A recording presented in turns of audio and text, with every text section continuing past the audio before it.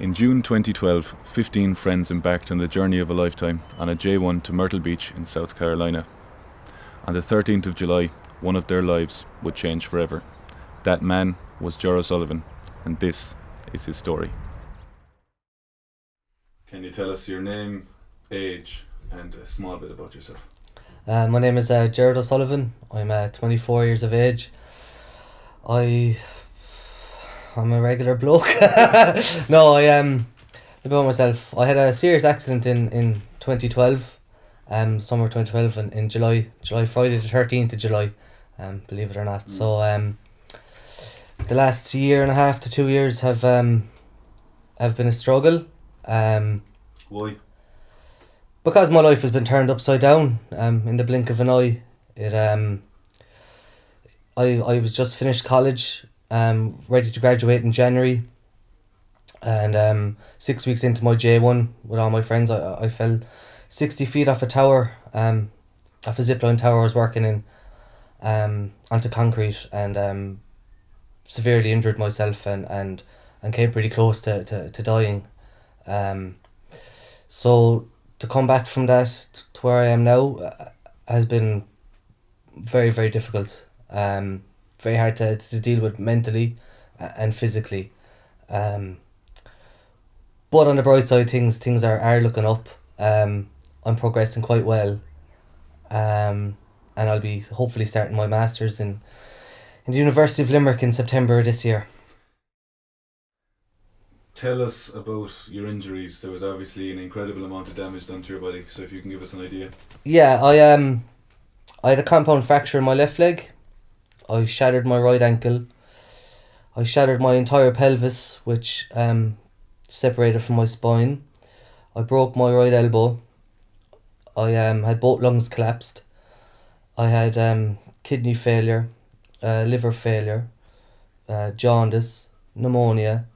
I was on dialysis for a brief period. I had respiratory failure twice, where I had to get 2 chest compressions, where my heart was bruised, and they broke 2 of my ribs in the process of reviving me, which I am grateful for, that they managed to revive me.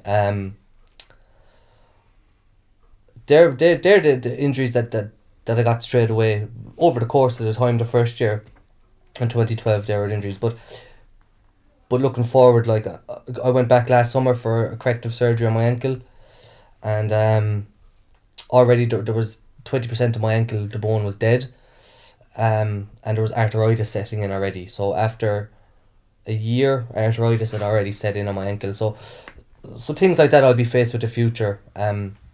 Scoliosis, arthritis. I'll have to get 2 ankle replacements in my lifespan. And there'll be other ailments and things of that nature, which I probably don't know about even. But I'll face them when they come.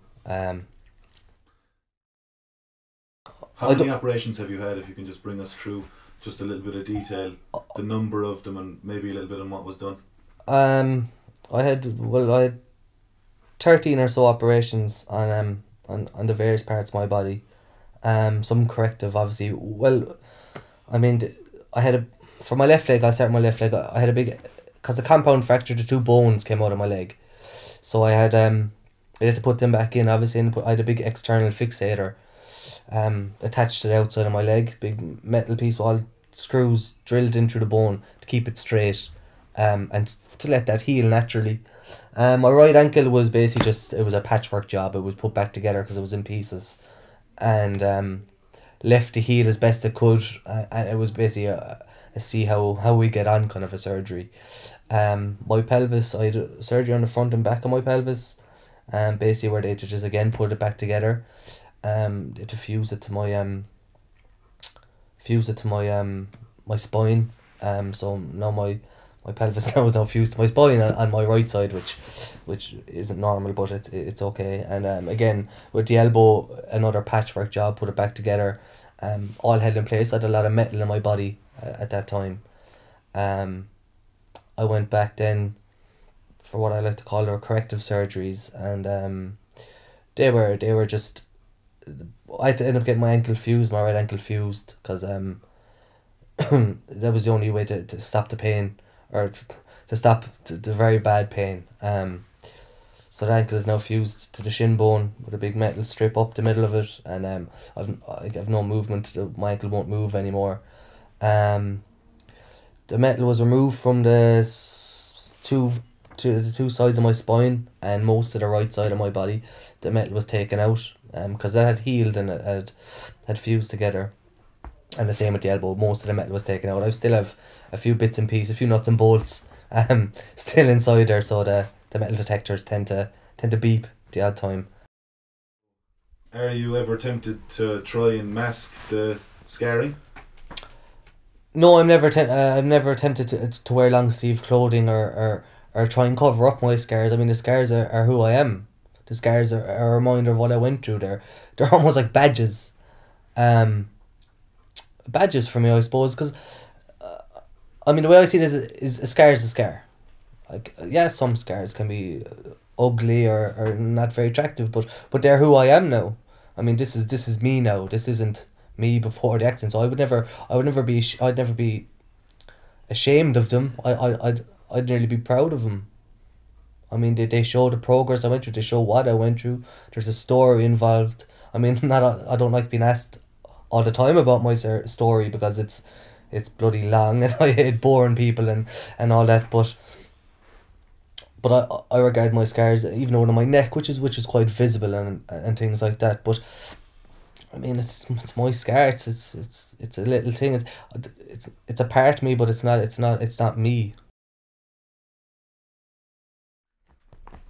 We've seen that you have endured a torrid time with injuries, with surgeries, with operations, mental and physical challenges. What does Ger O Sullivan do for a good laugh? For a good laugh, hobbies. I guess my hobbies would include probably when I play drums. I like to play the drums. It releases some of that frustration and anger at times. Like anybody, I like hanging out with my friends, going for a drink, chasing women, which is now over. Yeah. Playing the Xbox every now and again. A bit of reading. I watch a lot of TV. Well, I like TV shows and series. Like, I'm watching The Wire at the moment, which is quite interesting. I guess just that's my kind of release away from it. It's just kind of relaxing time and being able to, I suppose just relaxing and be myself, kind of just quietly, I suppose, you know. Having had operations and basically being pieced together, we have here in front of you a lot of metal.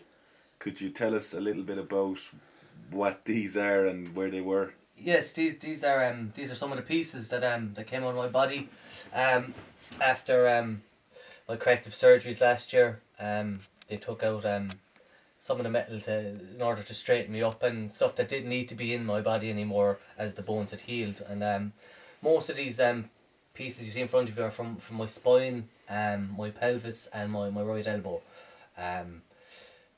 These two green ones here actually were both sticking out the back of my just out the back of my spine, and you could feel the tops of them through the skin, and they were, as you can imagine, quite uncomfortable to lie on and to sleep on, especially in the hospital bed when I was so thin and I didn't have much meat on me like I have now. So they were quite painful to lie on, and I suppose when I got the bucket full of these pieces, I was kind of shocked to see some of them, because they're quite large and bent and shaped and coloured-y, which I wouldn't ever have expected. But coloured-y, great word.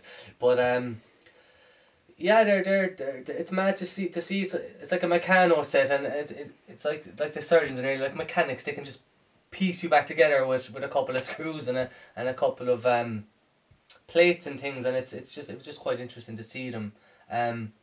These parts over here on the left hand side are mainly from my spine and my pelvis, and the stuff over here on the right is mostly from my elbow, which what held my elbow together. And yeah, they're quite amazing to see them, and it's shocking at the same time, I suppose. It's shocking to see them as well, but I think it's a nice little souvenir to have for myself. I'm going to eventually get them framed and have them hanging up and stuff like that.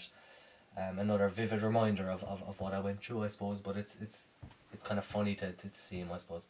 How do people react if you show them that on a table? People are generally quite shocked when I show them.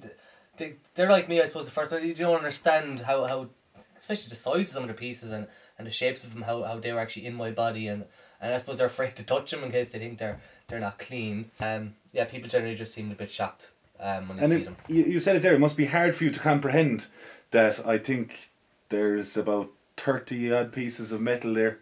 42 pieces of metal there that were holding you essentially together. Yeah, it's and there was more. Do you know, they took metal out of my first corrective surgery for my ankle. They took metal out of that, and I actually forgot to ask could I have that back. So there was quite a lot more, and then there's still metal in my body as I sit here right now. Do you know, I still have metal in my pelvis, in my elbow, and in my right ankle in particular. So it's hard to understand it, but then it's so great that they're able to do something like that they're able to piece you back together. Like, I think the doctor described me as a Humpty Dumpty after my accident, because it was like putting me back together again, basically, and these are the mementos, yeah, to keep them, to remind me, to show me what they used and what they did and things like that. So it's quite hard when you sit down and think about it realistically and logically. It's quite difficult to get your head around it, but I suppose it's nice in a way as well. It's nice to know. Can you tell us your name and your relation to Mr. O'Sullivan, please? I'm Maureen. I'm Ger's mum. Nice and short. Yeah. Ger told us he had an accident on Friday the 13th. Can you recall a phone call being made and tell us exactly how you felt at that time?